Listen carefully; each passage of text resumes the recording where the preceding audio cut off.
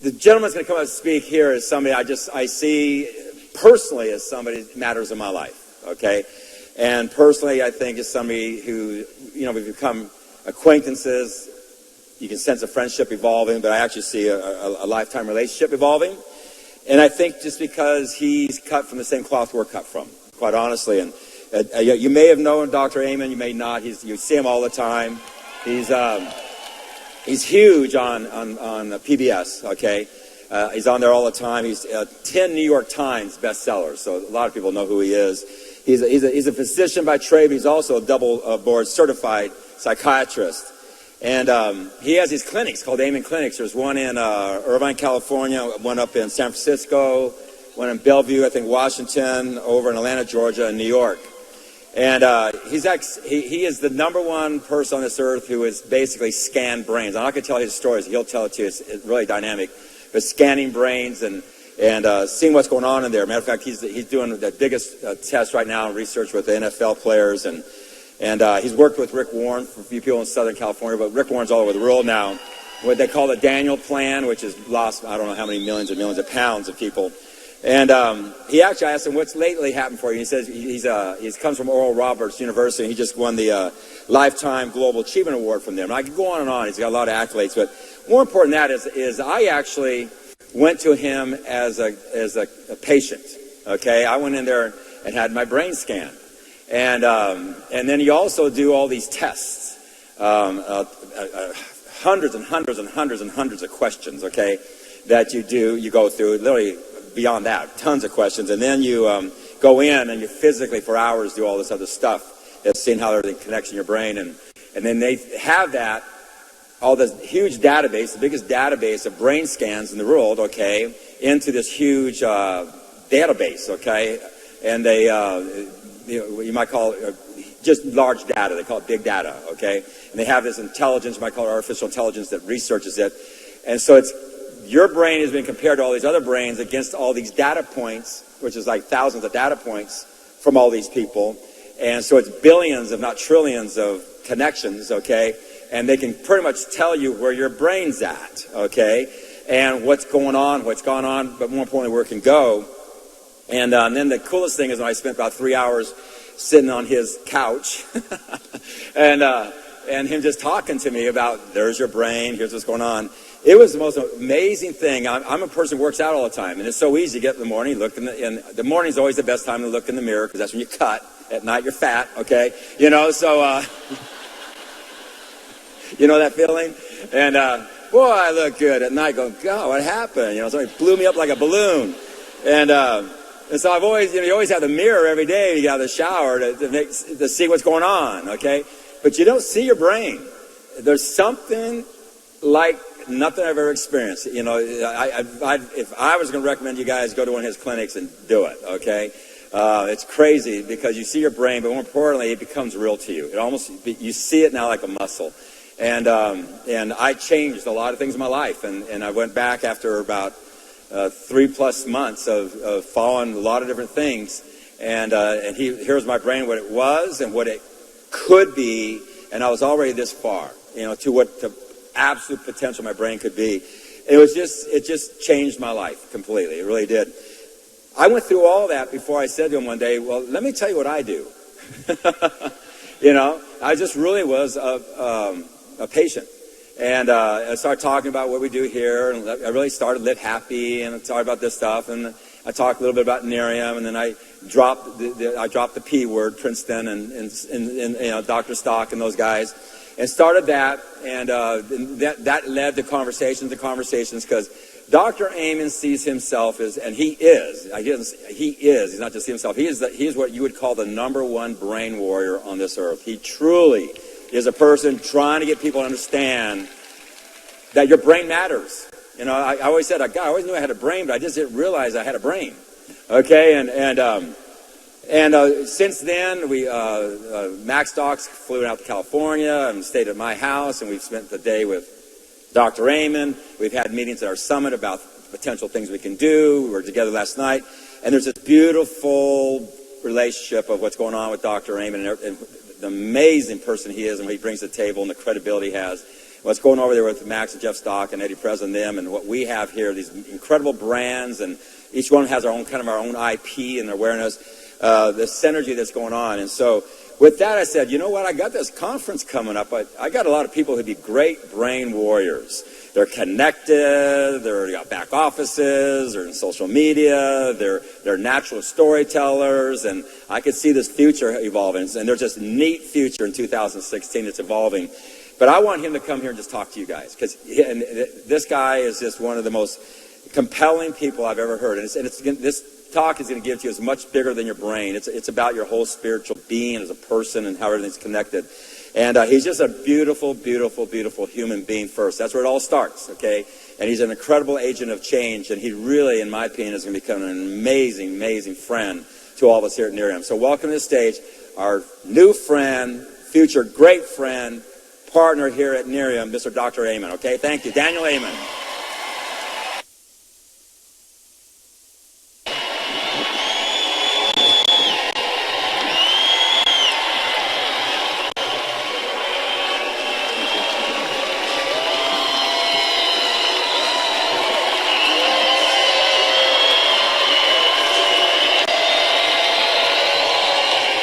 Thank you.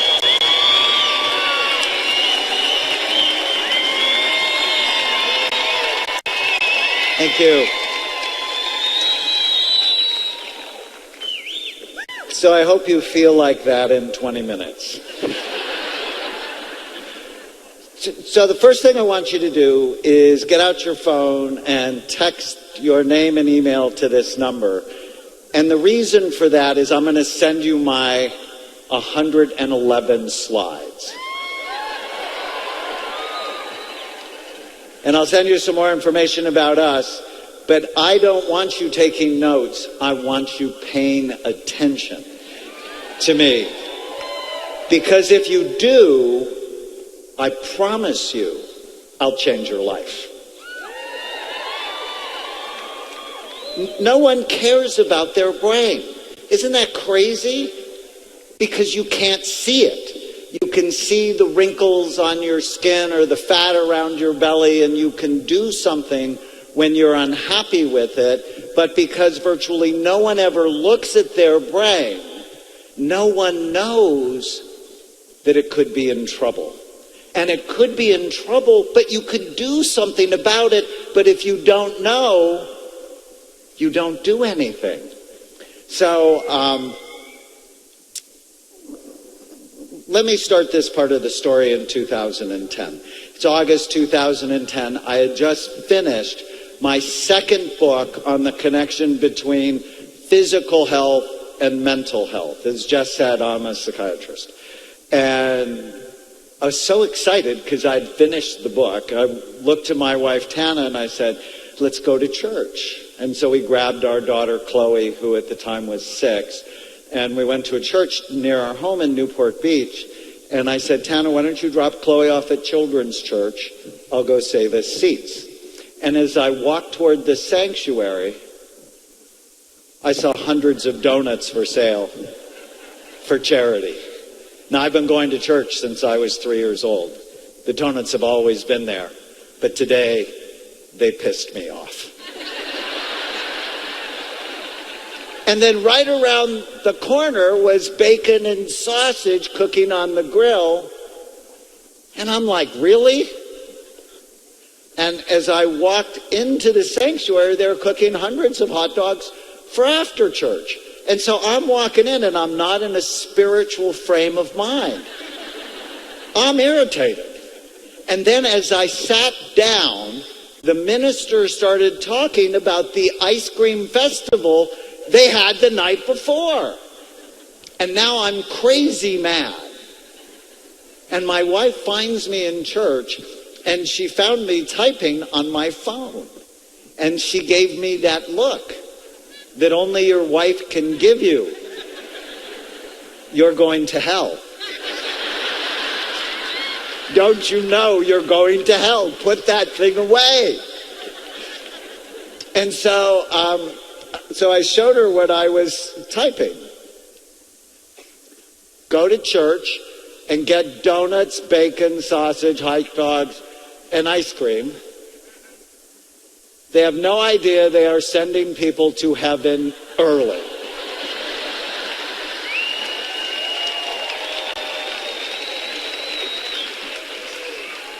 Save them, then kill them.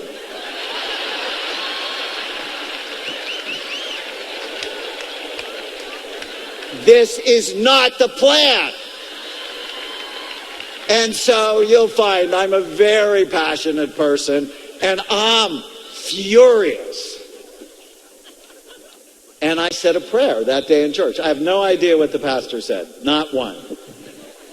I prayed that God would use me to change the culture of food at church. And I'm thinking to myself, that is just the dumbest prayer. Why would a psychiatrist who spends his day looking at people's brains be praying for that? Because I love you. I care about you. Food is medicine or food is poison.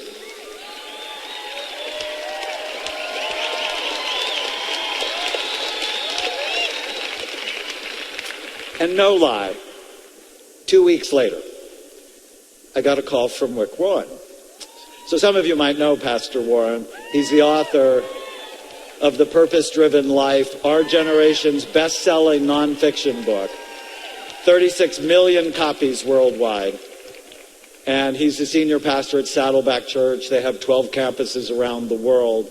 And he's like, Dr. Amen, I'm fat.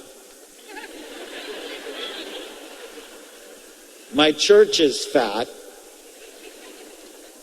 Will you help me? And I'm like, oh my God, God was paying attention. I mean, have you ever prayed something and you were really serious and then something incredible happened?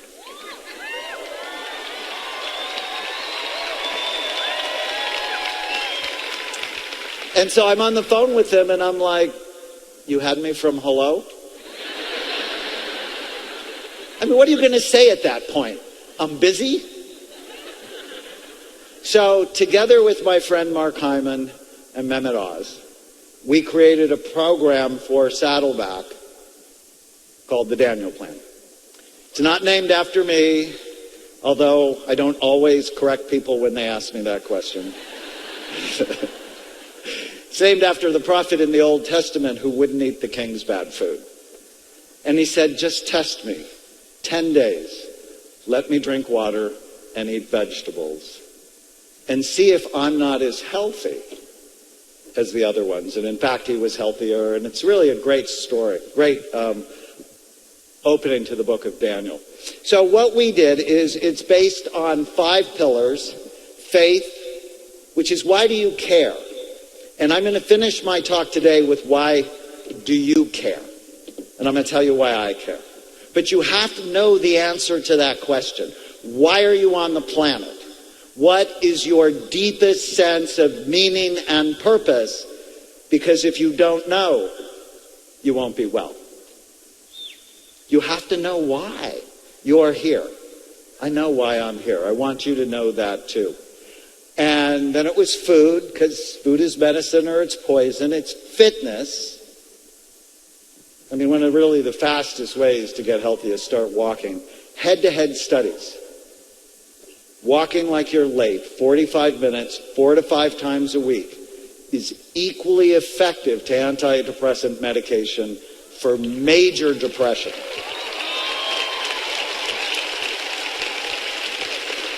And there's no side effects. Right? At the end of 12 weeks of an antidepressant, you may be feeling better. You may, in fact, be feeling worse. But they often decrease your libido and your ability to have an orgasm. And I think that's a bad thing.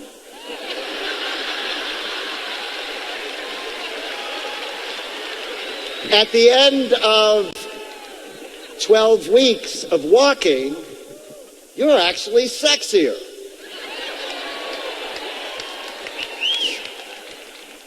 Focus, that's the part I wrote. It's about brain health and not believing every stupid thought you have. We'll talk about that. And friends. we get better together, or we get sick together. Do you know, they've done these really amazing longevity studies, that the quality of your friendships and their health determine your longevity. So if you hang out with sick people, you are likely to die earlier. So I always say, if you really want to get healthy, find the healthiest person you can stand, and then spend as much time around him or her as possible. But this talk is called the Brain Warrior's Way, because I want to recruit millions of brain warriors. People who are serious about their health. I'm a huge fan of EHT, and you'll find out why.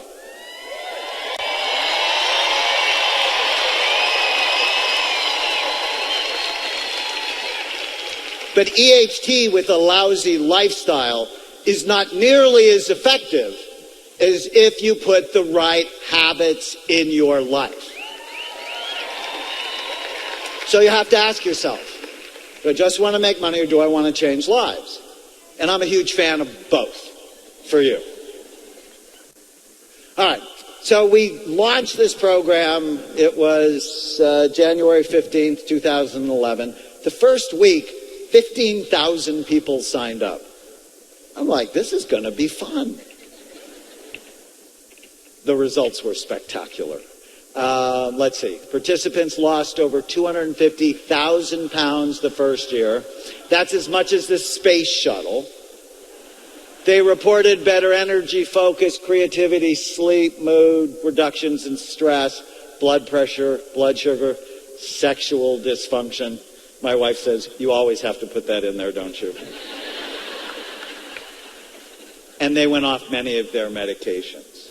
This is powerful.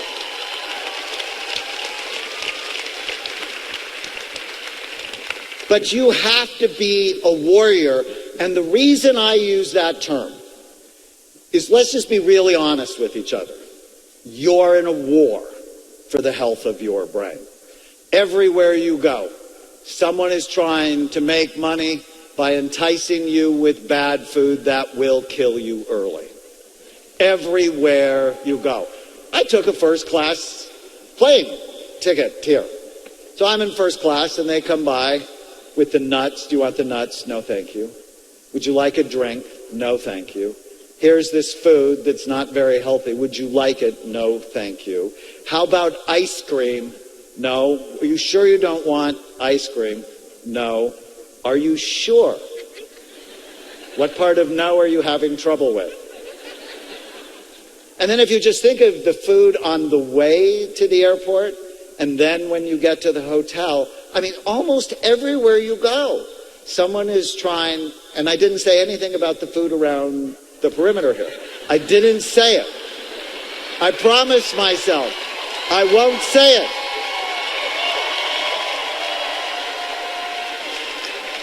And these companies hire food scientists to hook your brain to want more of things that hurt you. How is that? Oh, weapons of mass destruction.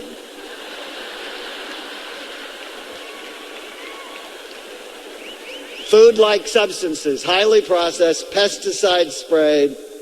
So why don't you want pesticides on your food? I mean, you obviously don't want bugs on your food. But what you don't know is that you have 100 trillion bugs in your intestinal tract. And they're your friends.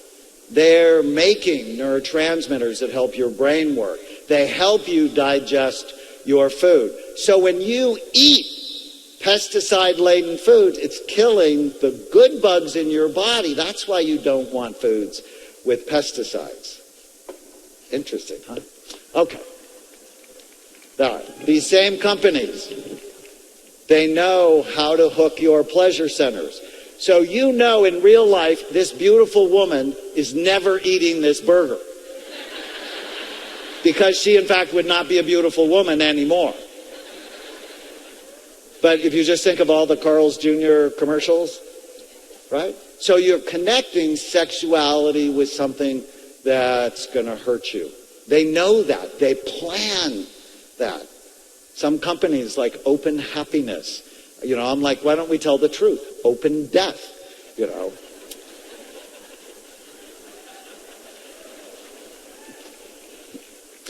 News channels pour toxic images into our minds and make us see fear and disaster around every corner. Jeff actually talks about that we're hardwired for negativity. Well, they know that, and it just gets poured down our minds repeatedly. You have to protect yourself from that. Tech companies create addictive gadgets that hook our attention and distract us from our loved ones. Did you know?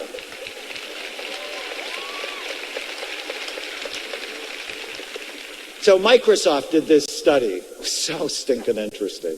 So 2000, our attention span as human beings was 12 seconds. So they did a recent study that showed our attention span is now 8 seconds. Where goldfish has attention span of 9 seconds. Turn it off. You won't be able to think. You're in a war for the health of your brain and your body. Alzheimer's disease is expected to quadruple by 2050, and there's no cure for it on the horizon. I hate this statistic. 50% of people, 85. So how many of you want to live until you're 85 or beyond? So those of you that didn't raise your hand, suicidal? Think about this. We are living longer than ever. And if you're blessed enough to live until you're 85, you have a 50% risk of losing your mind.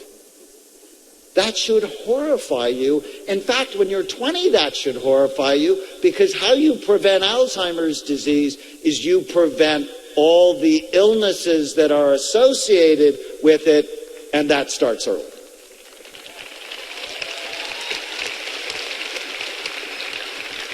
One of the truly terrifying things that I learned doing the imaging work I'll tell you about is that Alzheimer's disease actually starts in your brain 30 to 50 years before you have any symptoms. So if you're going to be diagnosed with it at 70, odds are you had changes in your brain, noxious, negative changes in your brain in your 30s or 40s. So this is a woman I diagnosed with Alzheimer's at the age of 59. So these are 2 SPECT scans. That's the study we'll talk about today. SPECT is the study we do at Amen Clinics. It looks at blood flow and activity, looks at how your brain works. The image on the left is a healthy brain, full, even, symmetrical activity. Color doesn't mean anything, it's the shape. The image on the right, you can see all the holes, especially in the back half of the brain. So this 59-year-old woman likely had negative changes in her brain in her 20s.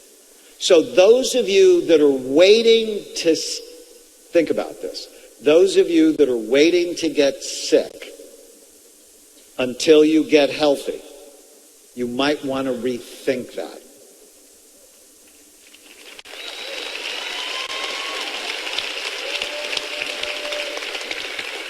So I saw that it doesn't disturb you, they do not die.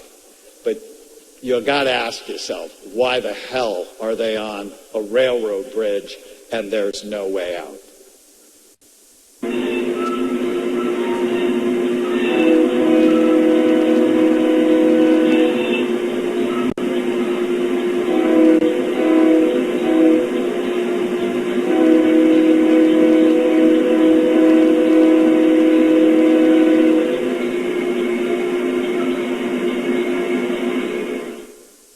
So it reminds me that most of you probably haven't thought about the health of your brain because no one's looked at it. And because we don't look, we don't know. And I don't want you to be that person on the bridge. I want you to get off. And how you get off is you become a brain warrior. You become serious about your health. Because in addition to Alzheimer's, depression is the #1 worldwide most expensive disorder. It is one of the greatest killers of our time. It affects 50 million Americans at some point in their lives. It's increased 400% since the 80s. And the statistic that just horrifies me is 23% of women between the ages of 20 and 60 are taking antidepressant medication. That's nearly a quarter of them. And what most people don't know is that birth control pills deplete serotonin, the don't worry, be happy, feel good chemical in your brain. And depression doubles the risk of Alzheimer's disease in women, and it quadruples the risk in men. Obesity, everybody knows this now. It's a serious national crisis. 2/3 of us are overweight. 1/3 of us are obese. It increases inflammation. It's a risk factor for 30 medical illnesses, including cancer, diabetes, depression, and dementia. And there are dozens of new studies. I published 2 of them that say, pay attention to me. As your weight goes up, the actual physical size and function of your brain goes down. That should scare the fat off anyone.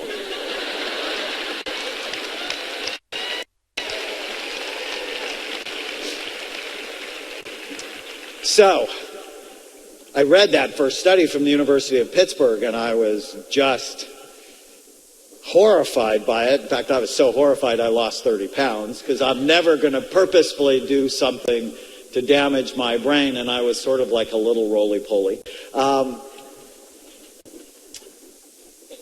And then I'm on a plane for public television from Chicago to Des Moines, and a very overweight person is in the seat next to me. And I usually don't mind flying on little planes, because when you're little like me, every seat is first class, right? You always have leg room. And but this person was really obese, and half of her body was in my seat. And I got this impulse to reach over and say, you don't want to be a dinosaur. And, you know, because dinosaur is big body, little brain, you're going to become extinct.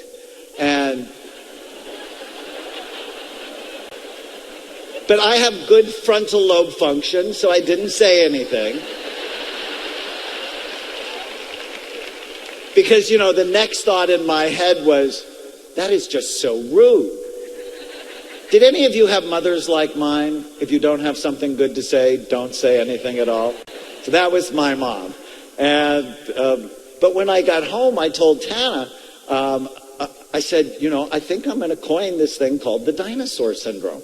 And she said, sweetheart, you have enough people that hate you. You don't need more people to hate you. That's rude. And I'm like, okay, so don't say that. That's why married men live longer than non-married men.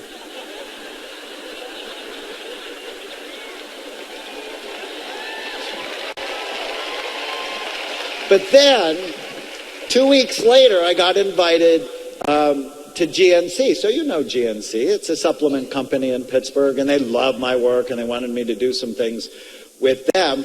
And when I get to GNC, their marketing director, so the number 3 person in the company, is morbidly obese. And it irritated me. Now, pay attention to what I'm going to say. If you don't live the message of your company, if you don't live the message of your life, you are a bad messenger. I don't know how else to say that more clearly.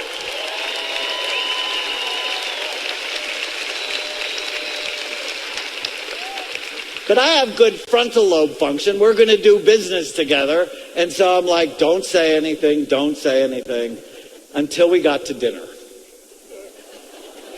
And my wife was there, And when I saw Tom order 2 souffles for dessert, I'm like, Tom, you don't want to be a dinosaur. And then out of nowhere, boom, my wife kicks me. Why? Now, for the women that are here, why do you wear pointy shoes? What is the purpose of pointy shoes? It's to torture your husbands when they misbehave. And she gave me that look, that only your wife can give you. But Tom got engaged. He said, what do you mean? He said, I went to the doctor and my cholesterol was fine. I'm like, Tom,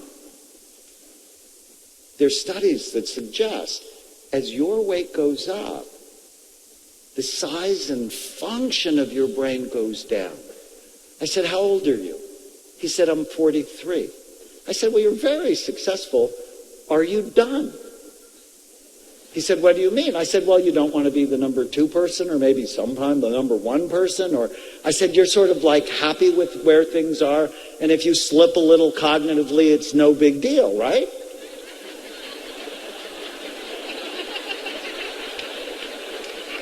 And he's like, no, that's a big deal. I said, you need to get this under control. And so what did I do? I raised his anxiety. So I'm a psychiatrist. You heard that. In fact, I heard some of you snicker when Jeff said, oh, he's a psychiatrist. Yeah, crazy. Well, I'm going to tell you in a little bit why I became a psychiatrist. But I used to think my job was to lower your anxiety. Right? So I know how to do hypnosis. I know how to do deep breathing exercises, meditation.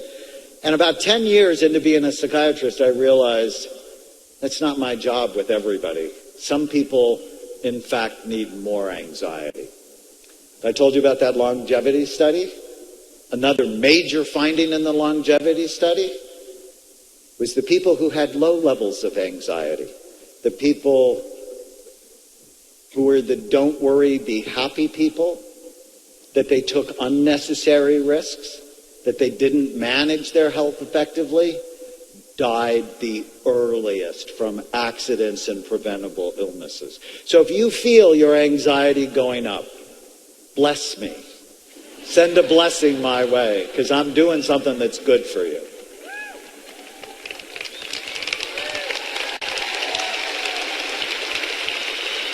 So let me finish the story about Tom. So, I got chewed out by my wife, and, how's anybody ever going to love you besides me? A month later, he wrote me that he'd lost 17 pounds.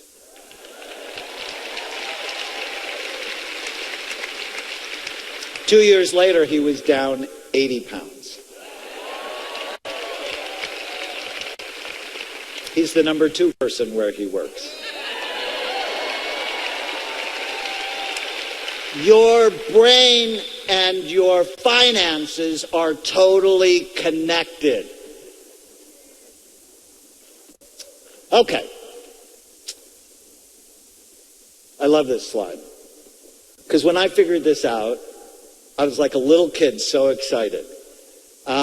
The answer is not to see obesity, depression, and dementia as separate disorders, but rather as different expressions of the same unhealthy lifestyle that have exactly the same cure. If you do the things I talk about, it attacks all 3 at once. I love that. All right. So the first thing, I'm going to keep this really easy for you. Basically, I want you to remember 3 things. You have to care. So I call it brain envy. Freud was wrong.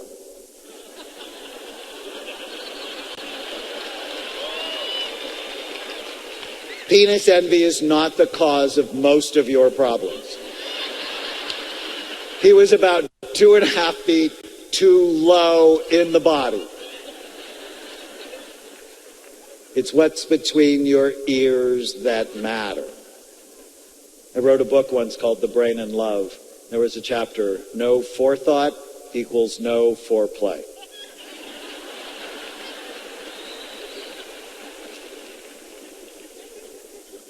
So that's the brain warrior concept, is you're in a war for the health of your brain.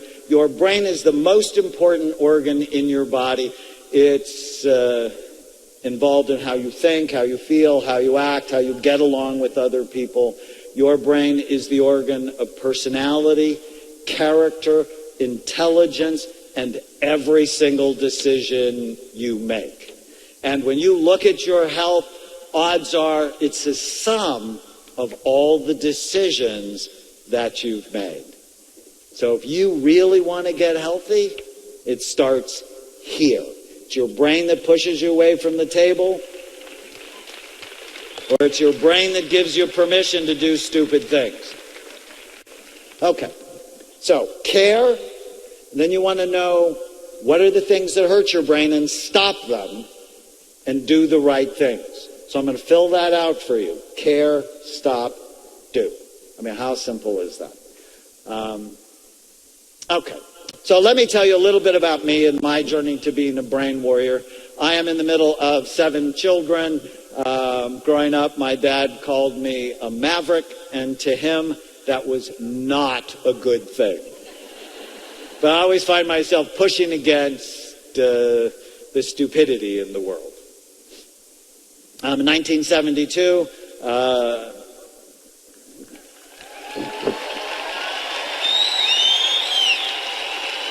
thank you. So some of you may be as old as I remember the draft. Well, it was a lottery, basically.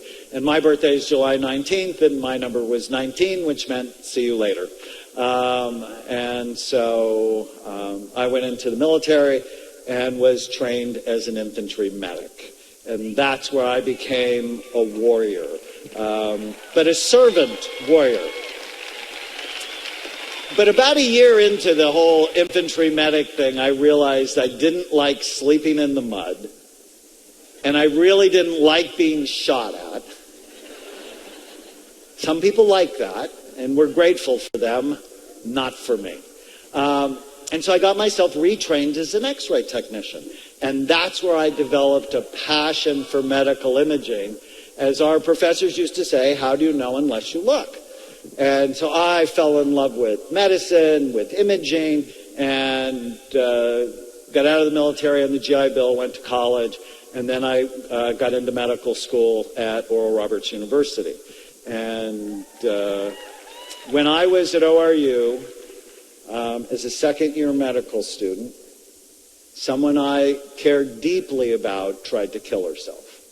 And I took her to see a wonderful psychiatrist, and I came to realize that if he helped her, which he did, it would not only help her, but it would ultimately help her children and even her future grandchildren, as they would be shaped by someone who is happier and more stable. I fell in love with psychiatry because I realized it has the potential to change generations of people. And I have loved it every single day since. And you better believe I'm a brain warrior for the health of my patients' brains, because, I take care of really sick people. We've scanned 90 murderers. I've testified in death penalty trials, suicidal people have been abused. It's a war. But I have to get them to be warriors with me. Otherwise, they'll keep hurting themselves and they won't get well. So I said that. 1991. So this is a real pivotal year for me. I started the first Amen clinic in Northern California. And I went to a lecture on brain SPECT imaging. SPECT is a nuclear medicine study that looks at blood flow and activity. So it's sort of odd for me, who loved imaging. I picked a medical specialty that in fact is the only medical specialty that virtually never looked at the organ they treat. Think about that. Cardiologists look, your neurologists look, your gastroenterologist look, every other medical specialty looks, most psychiatrists guess. You know, they make diagnoses like they did in 1840 when Lincoln was depressed. They talk to you, look at you, look for symptom clusters, and then they diagnose you and treat you. And I thought, well, that's sort of dumb. We should be looking.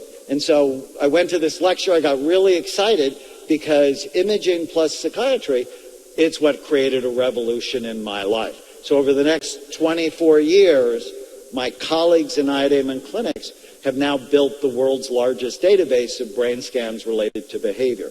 So we've done 115,000 scans on patients from 111 countries. And people around the world, they have depression, they have bipolar disorder, they have ADD, schizophrenia, addiction, and so on. Now, the images just taught me so much. So here are two SPECT scans, healthy one on the left.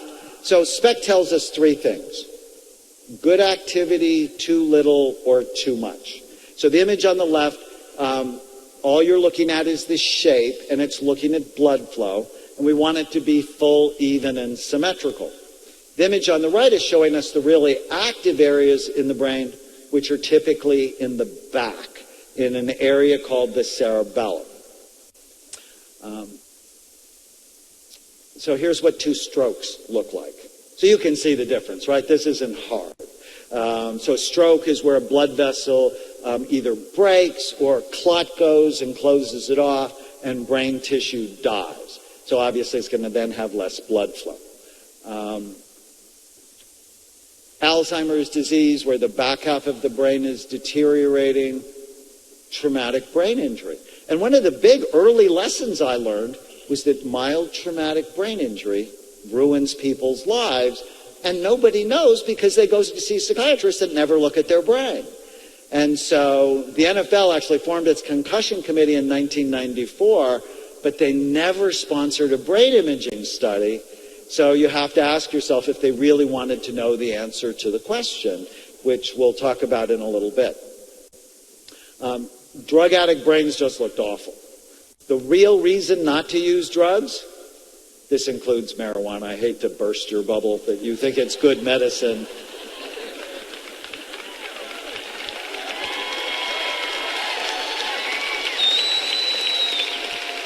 Seriously? Oh no, this is good for me. It lowers my reaction time. It demotivates me. I can't remember anything, but it's good for me. All right. So when I first started scanning people, I was the director of a psychiatric hospital unit that took care of drug addicts. And so I had all sorts of these scans, and they were so awful. I brought them home to my 4 children and effectively induced anxiety disorders in all 4 of them when it came to drug abuse. So this is what we see with OCD, obsessive compulsive disorder. See, the front part of the brain works so hard, you can't stop thinking. Or this is somebody who has post-traumatic stress disorder. Their emotional brain works way too hard. Okay. So as I started doing imaging, I got really excited. And I thought of it this way. A picture is worth 1,000 words, but a map is worth 1,000 pictures. A map tells you where you are and gives you direction on how to get to where you want to go. And so we're doing these very cool maps, and what I got excited about is they changed people's lives. And the first person's life they changed was mine. So I got so excited about the technology, I just scanned everybody I knew. I scanned my mom, and it was so irritating because she had the most beautiful brain. So she was 60, and I'd done enough scans. It was the prettiest brain I'd ever seen. And I looked at her. I said, "Come here." I said, "You've ruined my life." And my mom's a very connected person. She got this little pouty face, and she said, "What are you talking about?" I'm like, "You have a super normal brain? I thought all women would be like you, but you don't have a normal brain. So you ruined my life." And then I scanned myself, and that was my original scan, and it looked awful. It's like bumpy, and it's not healthy, and I'm actually someone who's never done drugs. I just thought that was really stupid. I mean, I like to be in some control of my life.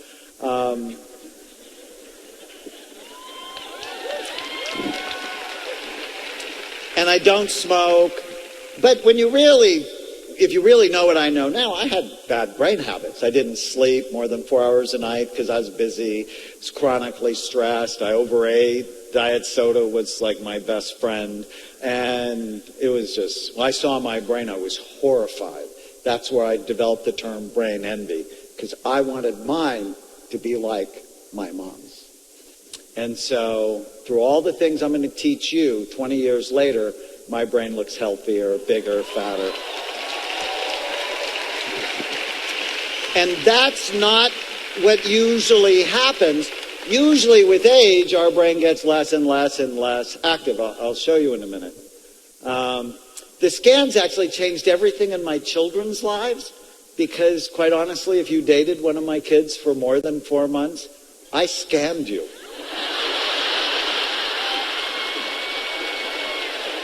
Do you ever see Meet the Parents? This is worse. In fact, just this week, my son has a new girlfriend, like 5 months, and I'm like, you need to bring her by the clinic. I mean, I really like her. I think she's really great. And she had a great brain, thank God.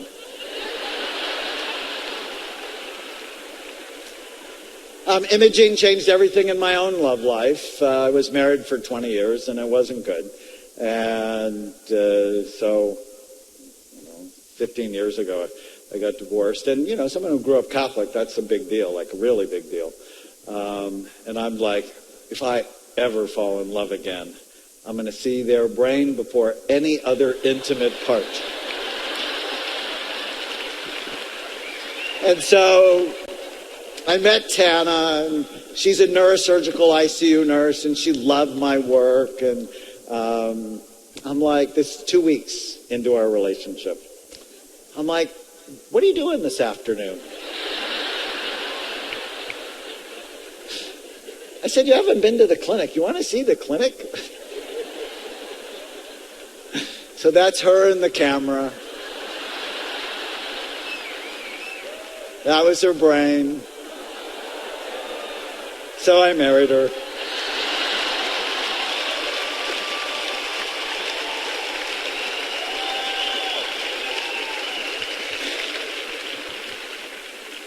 So this is what happens to your brain over time. When I turned 60, it was a little weird, right? Because this is normal. And what I want to tell you is I don't want normal for you, because normal is sick.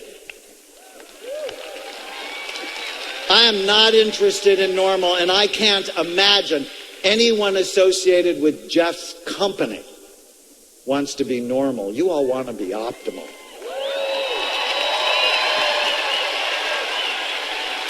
So this is typical, a typical 55-year-old brain. You see the wrinkles and holes, sort of like on your face, you have wrinkles and holes. And this is a typical 82-year-old brain. I mean, this looks awful. This is Doris Rapp, who's 82. You do not have to give in to aging.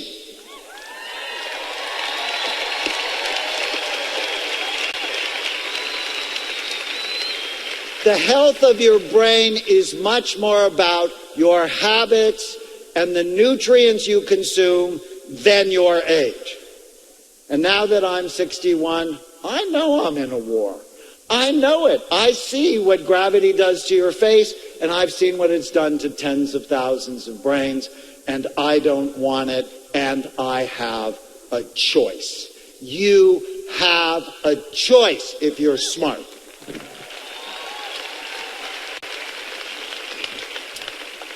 As a psychiatrist, the other really cool thing SPECT imaging did for me is it decreased stigma for my patients. They saw their problems now as medical and not moral, so there was less shame and guilt.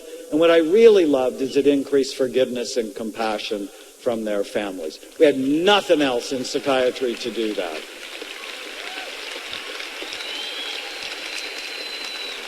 And the coolest thing, it completely changed the discussion around mental health for me.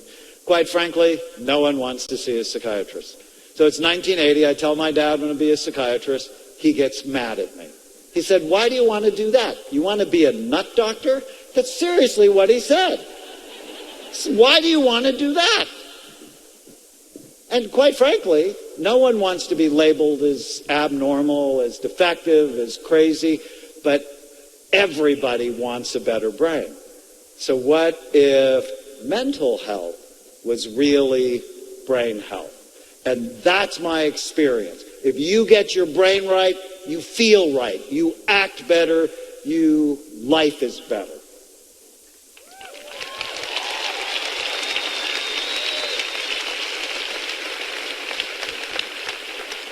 Okay, so I said all of that to get to this slide.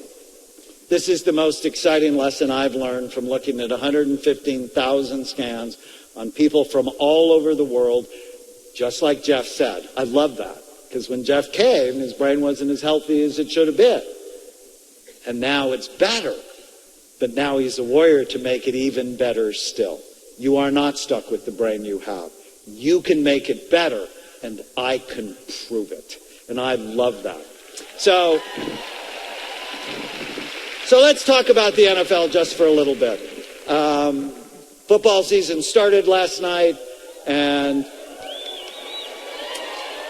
our announcer here is actually the voice of the Dallas Cowboys. I played football in high school. Well, I've loved football. But I began seeing, did you know your brain is really soft? About the consistency of soft butter? And your skull is really hard and it has multiple sharp bony ridges? And so I began seeing football players, high school players, college players, and then professional players, and nearly all of them had evidence of brain damage. And as I said, the NFL formed its concussion committee in 1994, but it never sponsored an imaging study. Instead, and I'm serious when I said this, they studied rats. They put little tiny helmets on rats. And they would whack them in the head repeatedly. And then they go, well, we just don't know if playing football causes long-term brain damage. The commissioner said that in front of Congress. And Maxine Waters, the congresswoman from Los Angeles, smacks him and says, Commissioner, acting like you are studying brain damage in football is a conflict of interest. It's like the tobacco companies saying they're studying lung cancer. So stop lying.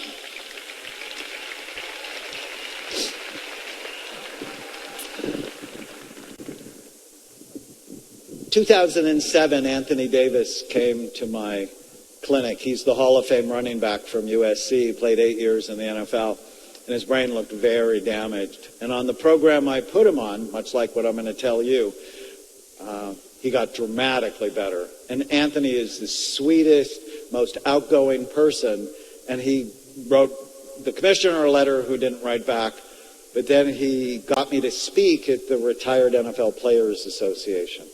And I was horrified by what I saw. The level of depression, dementia, one player, and a player that I'd idolized growing up in L.A., he was a Los Angeles Ram. He asked me the same question in the lecture 6 times. And I was just horrified. And I thought, somebody's got to do an imaging study. And then, of course, I have the voice in my head that said, well, why don't you do it? You have technology, you have experience. So we did it.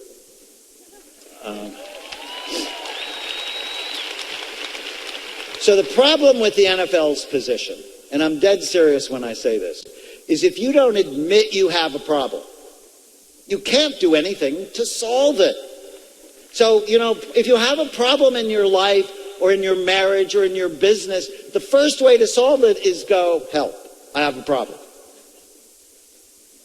So brain damaged players were left without help or hope, and then everybody knows what's happened. We had players like Junior Seau, shoot themselves in the chest so they could donate their brain, or Dave Dewerson, or it's just a nightmare. So we started and did the world's first and largest imaging study. The images changed everything. So here is our first published study on 100 players, and we said, hey, guess what, guys? There's global damage in football players' brains. But I'm a clinical psychiatrist, so I have great respect for researchers, but that's not my gig. My gig is changing people's lives.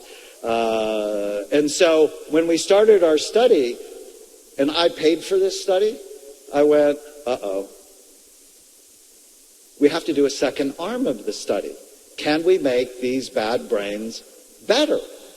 And so I put them on a program, the same one I'm going to tell you, which is brain envy, you got to care. You need to stop doing this. Smoking pot is not going green. One of my players actually said, well, I thought that was going green. Half of our players were obese, and so we actually had an NFL weight loss group where, they ended up losing thousands of pounds. It was really awesome.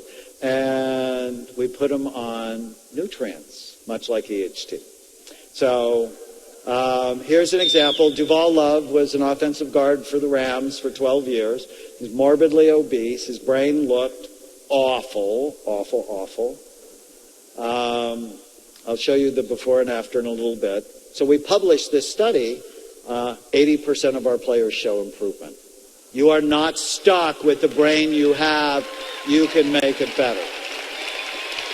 Especially in memory, attention, mood, sleep, and blood flow to the brain. So here's Duval's brain, before and after. You are not stuck with the brain you have. You can make it better. You just have to be a warrior. You have to be serious about it. So this is me. I always felt like I was 4 years old standing next to these people. But he's 110 pounds lighter because he cares.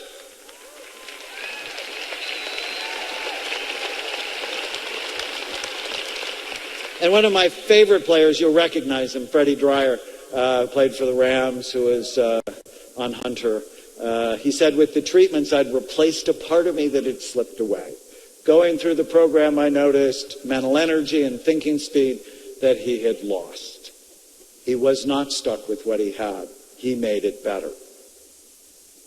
So, the most exciting study that came out last year was from a friend of mine, Dale Bredesen from UCLA, where he took 10 people with Alzheimer's disease or mild cognitive impairment.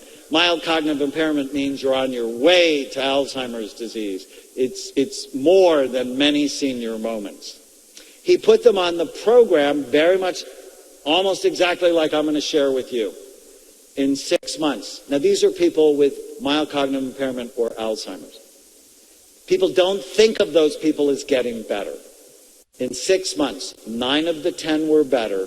6 of them went back to work. You are not stuck with the brain you have. So who wants to be a warrior? Anybody want to be a brain warrior? Do I have any brain warrior leaders here? That's what I'm interested in. People that will lead other people to brain health, because then everything else in their life is better. So how do you do it? Here's the answer. Here's a number if you haven't texted to get these awesome slides yet.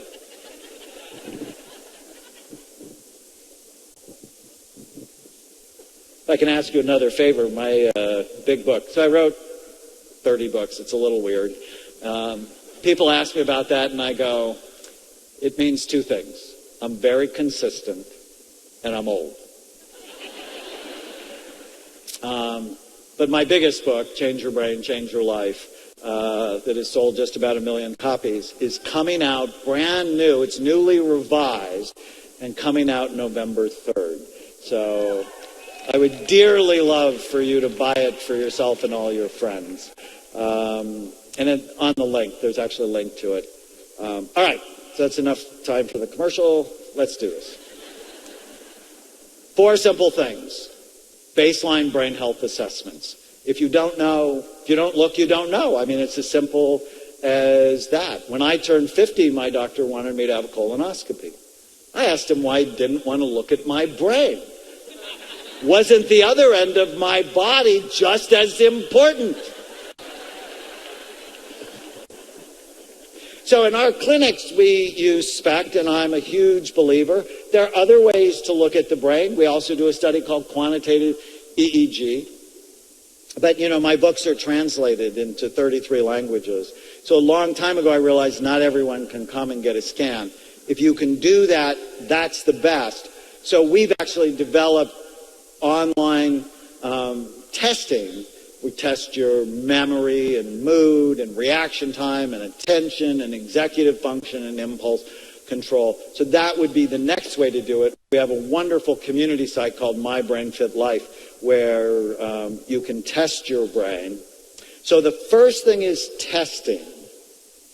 The second one is not normal. I don't want you ever to be normal. 51% of the U.S. population at some point in their life will have a mental illness. That's normal. In fact, when my patients come, I tell everybody that. And I said, so you're normal, so let's get that out of the way. That normal is really nothing more than a setting on a dryer or a city in Illinois. Is anybody from Normal, Illinois? Anybody? I love you. I was there once. I went to the Normal grocery store. I was interviewed on the Normal radio station. And being from California, this is very important. I was finally able to meet normal women.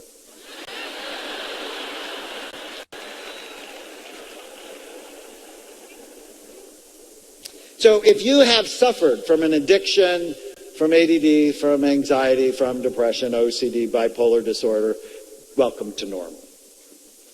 But I never want your labs to be normal. I want them to be optimal. But that means you have to get them. And I think on a yearly basis. So you need to know what your BMI is, or body mass index. That's your height against your weight. The study showed that people who were overweight, so they had a BMI between 25 and 30, had 4% less brain tissue, and their brains looked 8 years older than healthy people. For people who are obese, your body mass index was over 30. You had 8% less brain tissue, and your brain looked 16 years older than healthy people. So I don't want you to live with the lie, you know, everybody's overweight, it's okay, because it's not. Now, don't be too skinny, because their brains weren't great either, right? You want to be at a healthy weight. Fasting blood sugar, I can't tell you how important this is. I read a study just this week that said half of America is either diabetic or pre-diabetic. Oh my goodness, are you kidding me? So why is that a problem? Why is high blood sugar a problem? Because it damages blood vessels. It makes your blood vessels brittle, and they're more likely to break, so you're more likely to be hypertensive, have heart disease, and have dementia. In fact, some people are calling Alzheimer's disease diabetes type 3. So you want to get your blood sugar under control, and you do it by avoiding the weapons of mass destruction that we talked about earlier. I'll talk more about that. So you need to know what it is. C-reactive protein is a measure of inflammation.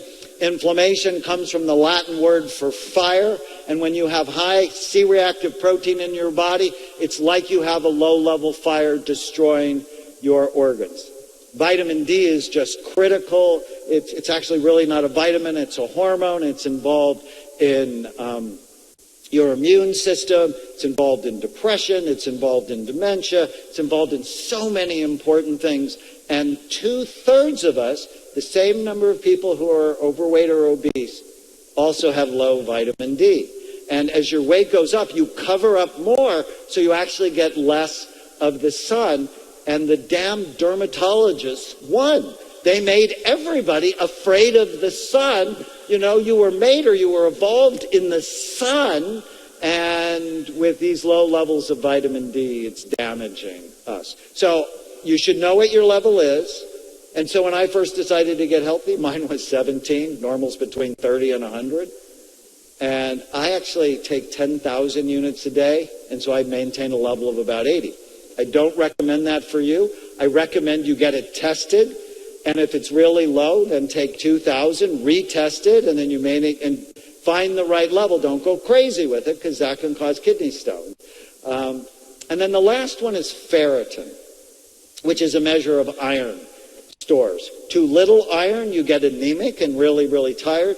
But too much is associated with heart disease, and it's like your body is rusting when you have too much iron.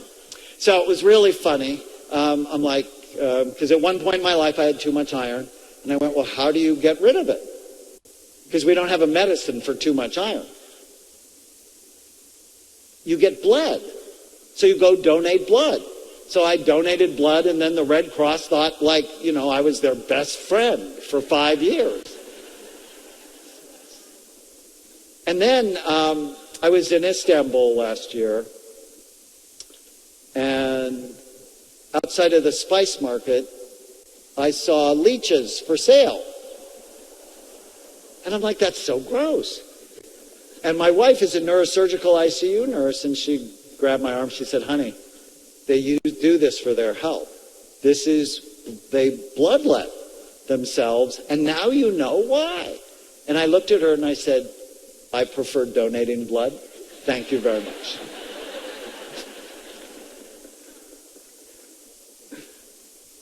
Okay. This next piece is really important. And in Nerium's EHT product, it's not just EHT. And there's a reason for that. And when I went after our NFL group, we didn't do a single mechanism product. Your brain gets sick in multiple ways, so it will get better in multiple ways. So assessment, optimize your numbers, better in multiple ways. So, for example, we use omega-3 fatty acids to decrease inflammation and improve your mood.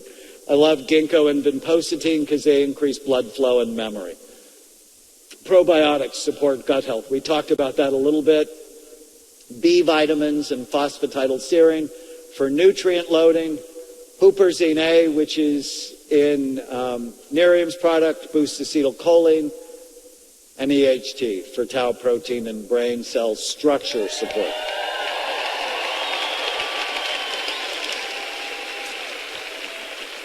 So as I've learned about EHT, I started taking it because I know with my NFL players, some of you may have heard of this thing called CTE or chronic traumatic encephalopathy, that their dementia is not at all like Alzheimer's disease. It's actually a tauopathy or a problem with tau. So tau is the cellular structure. So it's the protein building block to keep your brain cells strong and the mechanisms inside the cell working. So EHT helps to support that. Funny, it comes from a coffee extract. Okay, another little commercial. This Wednesday, I am on the Dr. Oz show.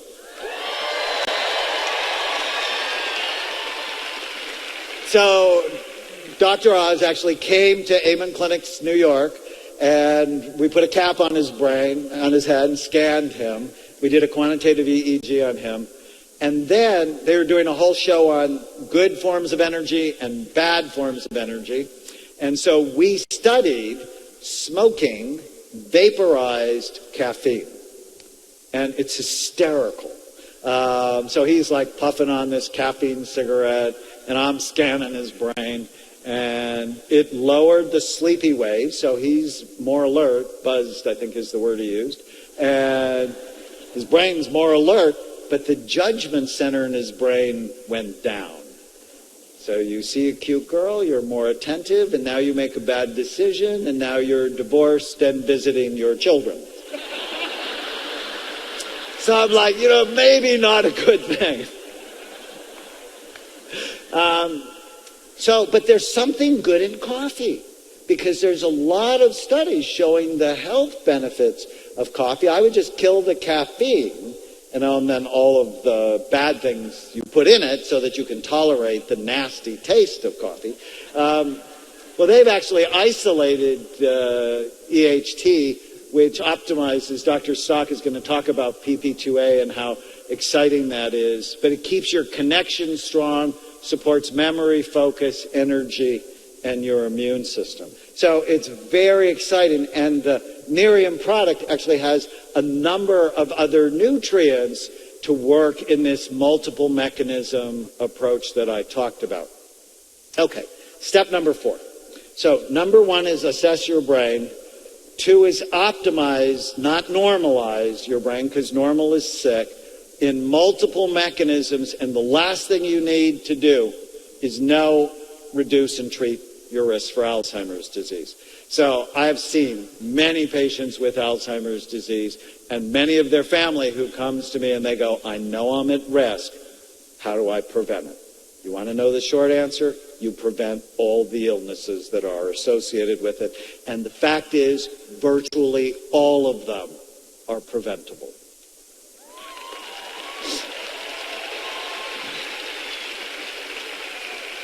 So you know you would see this one coming. Is anybody besides me bothered by all the pregnant men in our society? Deliver the baby. It's not good for you. This is not a good baby. Obesity, diabetes, hypertension, and heart disease all increase your risk. So how do you decrease your risk of these, or how do you treat these in the most effective way? It's diet and exercise. I hate to break it to you, but it really is what you eat. You can reverse type 2 diabetes in a short period of time if you become a brain warrior and you really watch what you put in your mouth. Low thyroid, low testosterone, low estrogen levels, you got to measure them. And, I work with a lot of people who have all 3 of these. And even for women, testosterone is critical because it helps you not only feel strong and sexual, but it also helps your mood and your memory.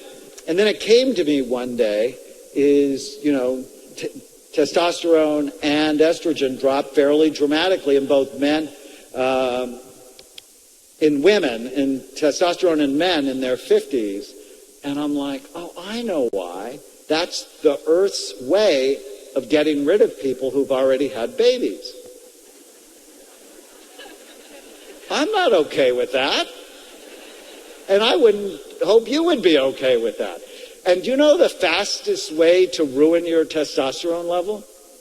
Eat sugar or foods that turn to sugar. If you get a sugar burst, it drops your testosterone level by 25% nearly immediately. So if you're at the Cheesecake Factory and you share the cheesecake with your husband or your wife, odds are no one is getting dessert when they get home.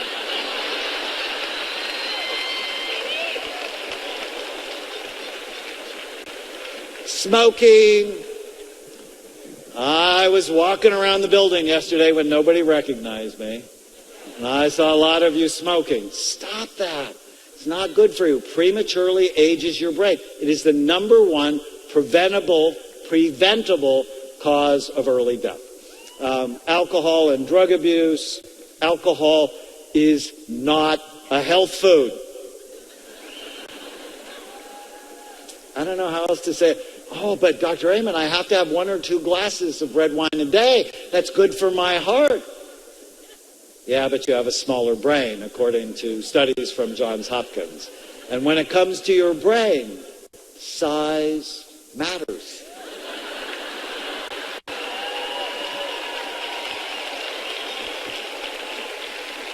So I like orchids. I just think they're really beautiful. And I'll often have them in my office. And when I'm dealing with an addict, I'll go, if the orchid's struggling because someone's poisoning it, what's the first thing you have to do to get it well? You have to stop poisoning it. right? So if you're struggling with putting things in your body that damage it, it's the first thing to deal with. And I'm going to give you a secret that I give my patients. You have to eat good food consistently over time to break an addiction. Why? Because when blood sugar levels go low, blood flow to your frontal lobes go low and you make more bad decisions. You also have to focus on sleep. We're going to talk about that in just a minute. But if you get less than 7 hours of sleep at night, you're more likely to relapse because brain activity in your frontal lobe goes down. So sleep and diet are critical to breaking an addiction. Sleep apnea. This is so important. And I know a lot of you have actually been diagnosed with it. And some of you hard-headed men, you try the mask for 3 nights, and I can't get used to it, and you just throw it off. And you're living with sleep apnea, which triples your risk for Alzheimer's disease. Your brain is the most metabolically active organ, I think, in the universe. It just uses a lot of oxygen and a lot of calories. So anything that deprives it of oxygen damages it. And if you snore loudly, if you stop breathing at night, if you're chronically tired during the day, you should go to a sleep lab and get a study. How do you know unless you look? You can't change what you don't measure. Really critical. So this is a scan of one of my patients with sleep apnea. Looks like they have early Alzheimer's disease. Insomnia. So brand new research, really exciting research that shows we didn't know really why you slept, and now we do. Your brain has a special cleaning crew that only activates at night when you sleep. So during the day, your brain is so busy making decisions, the cleaning crew is pretty much off. But when you sleep, it goes and cleans up the toxic mess that builds up during the day, including the plaques thought to be responsible for Alzheimer's disease. So if you're not sleeping well, gunk builds up, and then you get brain fog, memory problems, depression, and so on. It's this fascinating study on warriors, since we're talking about warriors. Warriors who got 7 hours of sleep at night were 98% accurate on the range. Those who only got 6 hours were 50%. Look at that difference. So imagine if your kids aren't sleeping, they're not going to be learning well. My daughter just started 7th grade, and it's one of the big discussions she and I had is, sweetie, if you turn off everything and you get to bed, and for her, because, growth hormone works the best when you're asleep and she's still growing, growth hormone works better, your brain is cleaner. So one night she actually came to her mother. She said, I'm going to bed early, Mom. I need to wash my brain. And her mother came into my office and she said, what are you telling Chloe? For those that got 5 hours of sleep, they're only 28% accurate on the range. 4 hours were 15% accurate. They were dangerous. Excessive stress, and I've already talked to some of my new friends who are chronically stressed because of how fast Nerium is growing, and you have to take time, and maybe it's 15 minutes or half an hour to work out, to meditate, to do the right things. But excessive stress has been found to actually kill cells in the memory centers of your brain. So I love meditation, relaxation, hypnosis, CDs, and maybe you can convince Jeff that I'll create some of those for you.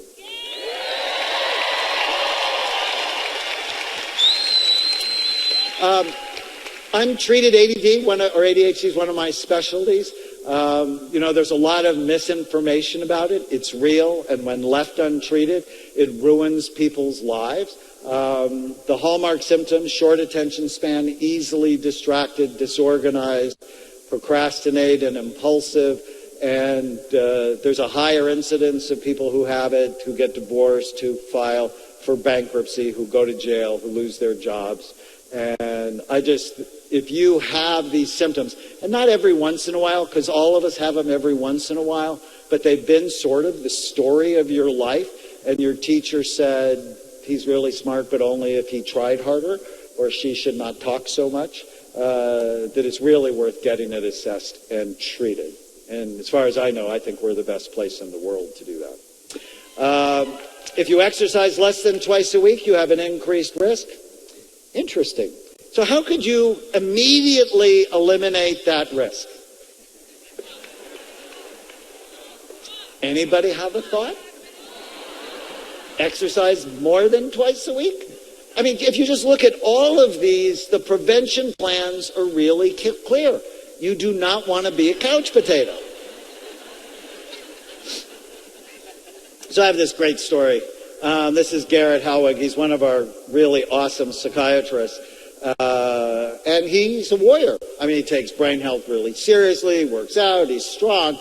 And then, maybe it's his ADD, went to Hawaii. He jumped into a pool in Hawaii that was infected with a specific bug called leptospirosis and nearly died.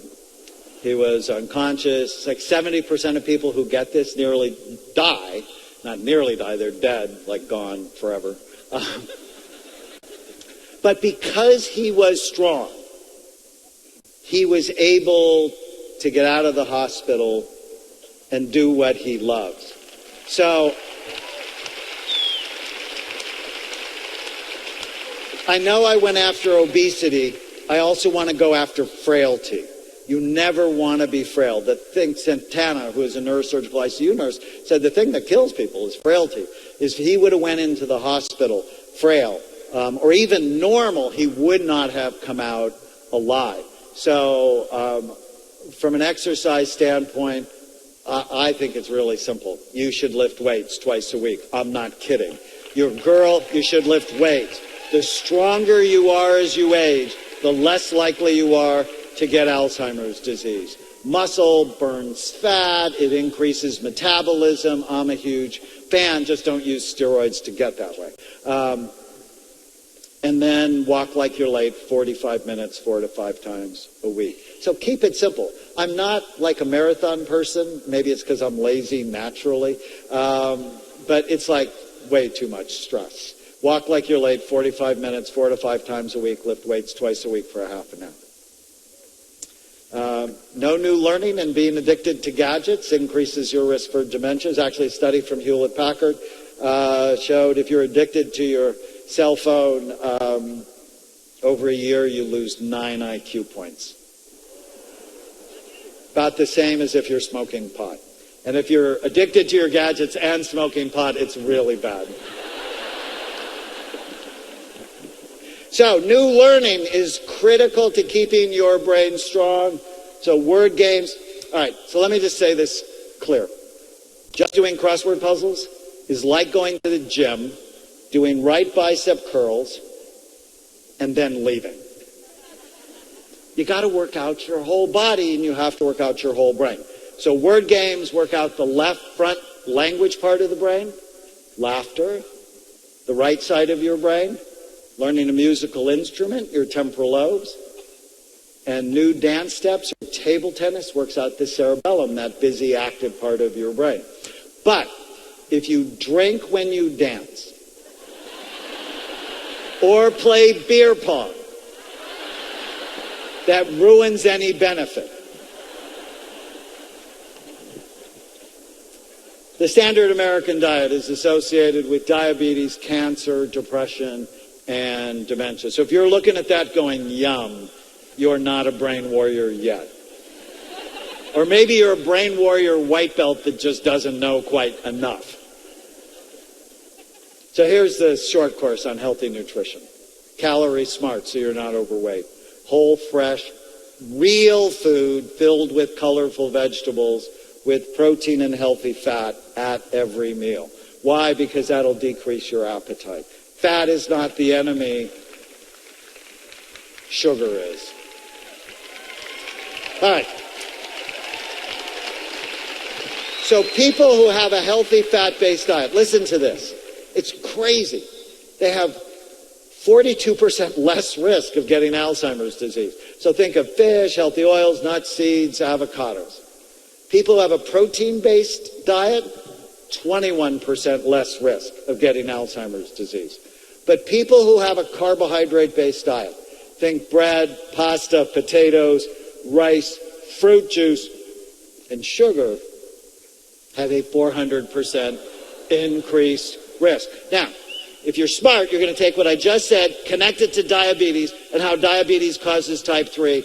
And if you get rid of all of those foods, your blood sugar is going to become much more stable and you'll be much less likely to be diagnosed with diabetes. If you had $1 million racehorse, would you ever feed it junk food? Only if you were an idiot.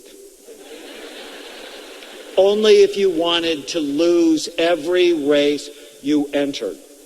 But aren't you worth so much more?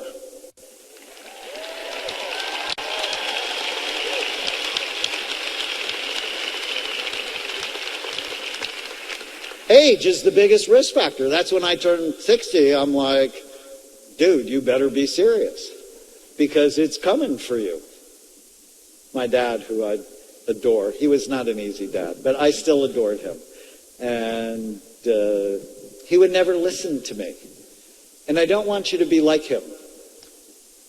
Last year, he started having a pretty serious health crisis. He had a heart arrhythmia, and they were having trouble getting it under control. And he still wouldn't listen to me. And then finally one day, he got sick of being sick. And he went, what do you want me to do? And he just did everything. It was incredible. And he lost 30 pounds. And his heart stabilized. And now I work out with him twice a week. And we get on the floor and we see who can do a plank longer. And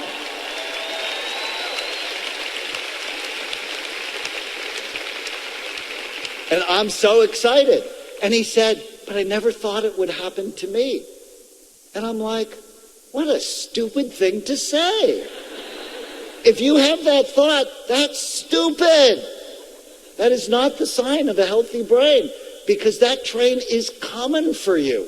Do you want to get off the tracks or do you want to stay and just sort of take your chance? And what's the chance? 50% of you will be diagnosed with Alzheimer's disease by the time you're 85. I don't know about you, I'm off the tracks.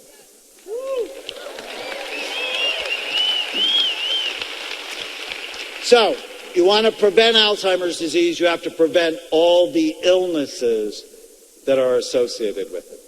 So, in the last few minutes, let me just tell you some of my favorite stories. So this is Andy.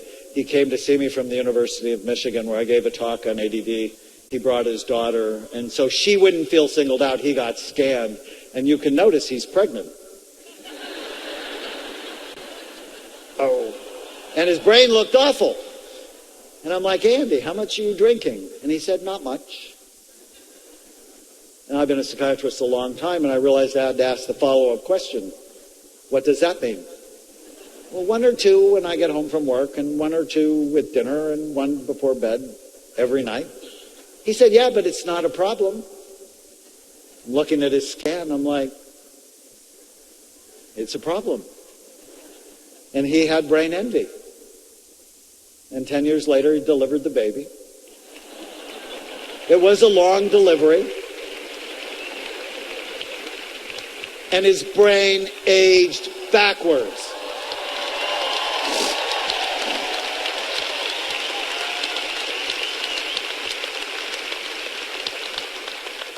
And this is Rob, whose wife and I did work together, and she translated some of my work. And so he would just come and watch the PBS specials that I did. And he's like, oh, this guy just makes so much sense. And in a matter of 4 months, completely transformed his body. And his wife was so happy.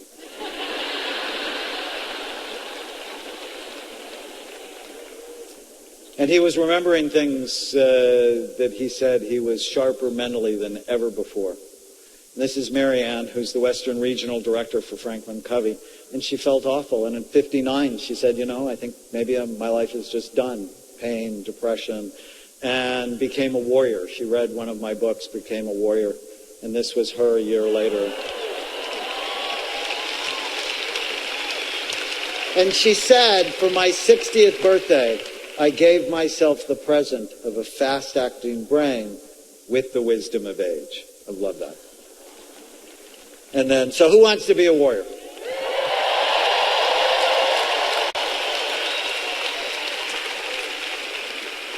Care, stop, do. I mean, it's really that simple. You have to care, stop doing anything that hurts yourself, do things that help yourself. So one of my favorite warrior stories is Steve. Steve Arterburn is a best-selling author. He's a leader in the Christian community. He writes me this crazy email. My rental confirmation number for Aruba, and he lists it, and my hotel number. And I'm reading this going, what is this about? The reason I know this is that I'm supernaturally able to remember things that I would have never even tried before. And they don't go away.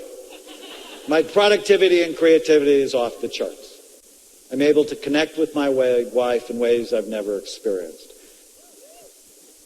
This is what I'm doing. He exercises in bursts versus 30 minutes of running. No sodas where he used to have 4 a day. Restricted grains and simple carbs. Brain-directed supplements. He wears a CPAP. He's one of the dumb ones that I talked about who'd been diagnosed with sleep apnea but didn't wear it. Does the Brain Fit Life. So when you test your brain on Brain Fit Life, we'll actually give you games targeted to your vulnerable areas.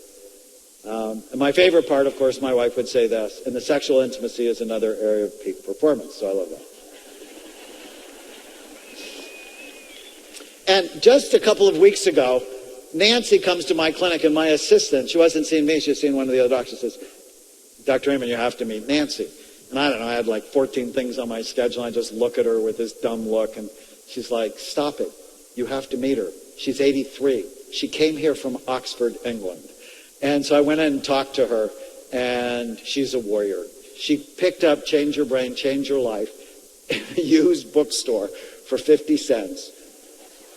And she said, I just started doing everything you said. And it started with drinking water. Your brain's 80% water.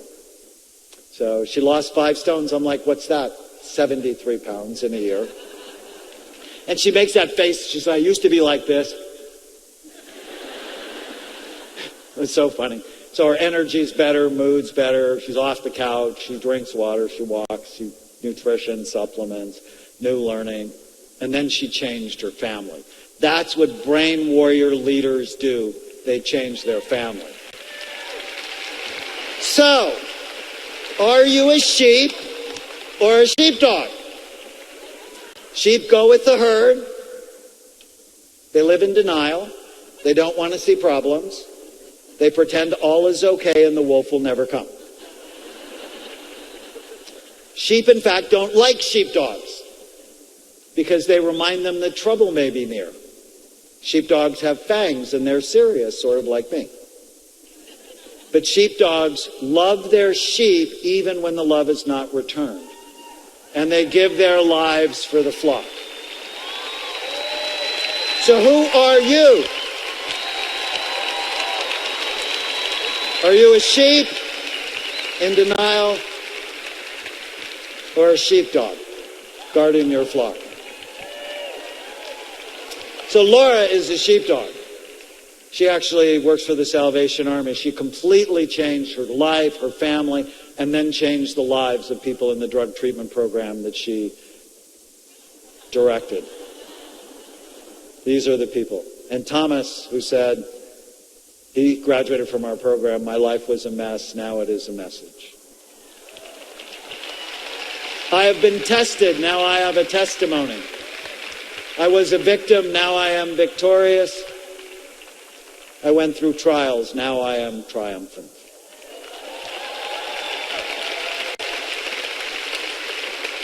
Okay, last thing. Write it down. You need to know why you want to do this. Why do you want to be a brain warrior? Why do you care? Because if you don't know, this will only have been some of the best 90 minutes of your life, but you'll never do anything with it. I'm going to tell you my why. My why is Emmy. I have 4 grandbabies. I adore them all. But Emmy was born sick. She was born floppy. She had no muscle tone. And at 5 months old, she started to have wicked seizures. In fact, one day she had 160 of them I was lecturing in Boston when my daughter Brianne texted me a video of her looking like she was being electrocuted. I was horrified. I got on the phone. She went to the emergency room. I got on the phone with the doctor. She was diagnosed with something called West syndrome. 30% of these kids die before the age of 3. Many of them never walk. They're developmentally delayed. And the doctor wanted to put her on a medicine that was $26,000 a dose. And I'm like, what about the ketogenic diet? And he's like, oh, there's no science behind that. And I'm like, my wife said she knew the conversation went south when I asked him if he knew how to read. I'm like, you're kidding, right? I said, there's 70 studies on it. Most of them are from Johns Hopkins. You know, this little place in Baltimore. You've heard of Johns Hopkins? He's like, oh, if you want to do that, I won't be your doctor. I said, are you kidding? You're fired. You must have failed medical school.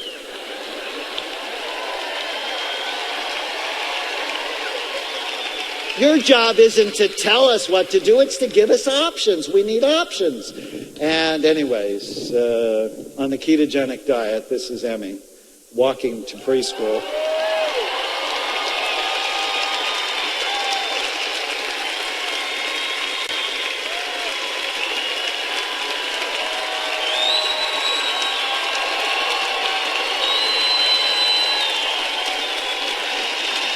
I know why I have to be healthy. I know why I have to be healthy. If I'm healthy, this little girl will have a better life because I'm her sheepdog. Who needs you? Who needs you to have a strong mind and a healthy brain? Who needs you? Because if you don't get into who needs you, then the fast food companies will win. The alcohol companies will win. The gadget companies, the news companies who fill your mind with crap will win. So, who wants to be a sheepdog?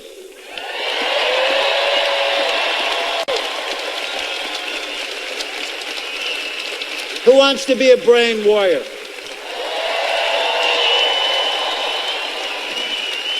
Thank you so much.